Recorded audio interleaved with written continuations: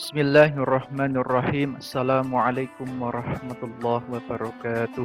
Alhamdulillahirabbil alamin wa bihi nasta'inu ala umurid dunya waddin wassalatu wassalamu ala asyrafil anbiya'i wal mursalin sayyidina wa maulana Muhammadin wa ala alihi wa ashabihi wa azwajihi wa dzurriyyatihi ajma'in amma ba'd. Baik, pada hari ini saya akan menyampaikan materi tentang nuzulul Quran, di mana materi tentang nuzulul Quran ini akan dibagi menjadi 3 pembahasan. Yang pertama adalah pengertian nuzulul Quran, kedua tahapan-tahapan nuzulul Quran, yang ketiga hikmah penurunan Al-Quran secara berangsur-angsur. Baik, langsung saja. Saya mulai dengan pembahasan yang pertama adalah pengertian nuzul Quran.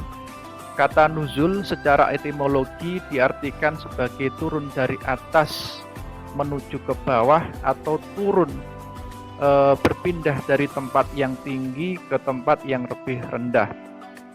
Sedangkan arti daripada nuzul Quran adalah tahapan-tahapan turunnya Al-Quran dari Allah sampai kepada Rasul Shallallahu Alaihi Wasallam.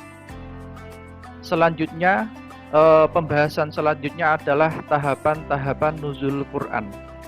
Tahapan pertama, Al-Quran diturunkan dari Allah ke Lauhul Mahfudz.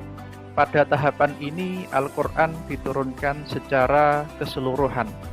Sebagai catatan, yang dimaksud dengan Lauhul Mahfudz adalah sebuah tempat di mana tempat tersebut menyimpan berbagai macam data yang sangat banyak. Tahapan kedua, Al-Quran turun dari Lauhul Mahfudz menuju ke Baitul Izzah. Pada tahapan ini Al-Quran diturunkan secara keseluruhan pada malam Lailatul Qadar. Kemudian tahapan yang terakhir adalah tahapan yang ketiga, Al-Quran diturunkan dari Baitul Izzah menuju Rasulullah Shallallahu Alaihi Wasallam. Pada tahapan ini Al-Quran diturunkan secara berangsur-angsur melalui perantara malaikat Jibril. Jadi tahapan ketiga ini Al-Quran sudah sampai kepada Rasul Shallallahu Alaihi Wasallam dengan perantara malaikat Jibril. Pembahasan yang ketiga adalah hikmah penurunan Al-Quran secara berangsur-angsur. Sebagaimana kita ketahui bahwasanya Allah menurunkan Al-Quran secara berangsur-angsur ini memiliki beberapa hikmah. Yang pertama adalah meneguhkan dan menetapkan hati Rasulullah Shallallahu Alaihi Wasallam. Yang kedua adalah melemahkan para penentang Al-Quran atau sebagai mukjizat Al-Quran itu sendiri. Karena Al-Quran ini merupakan salah satu mukjizat terbesar yang dimiliki oleh Rasul. Kemudian selanjutnya adalah memudahkan untuk dihafal dan dipahami. Sebagaimana kita ketahui bahwasanya masyarakat Arab adalah masyarakat yang pada mulanya terkenal dengan istilah ummi atau buta baca dan buta huruf.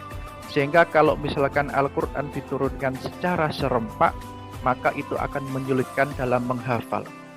Kemudian selanjutnya adalah kesesuaian dengan peristiwa-peristiwa dan pentahapan dalam penetapan hukum. Hukum-hukum syariat yang kita jalani saat ini melalui berbagai macam tahapan. Sehingga dari tahapan-tahapan itulah kita lebih mudah untuk melaksanakan syariat. Yang terakhir adalah memberikan sebuah pengertian bahwa untuk mencapai segala sesuatu yang diinginkan tentu harus melalui adanya sebuah proses. Jadi ini juga memberikan isyarat bagi kita semua untuk selalu berproses menuju sesuatu yang memang kita inginkan. Itu materi yang bisa saya sampaikan pada hari ini.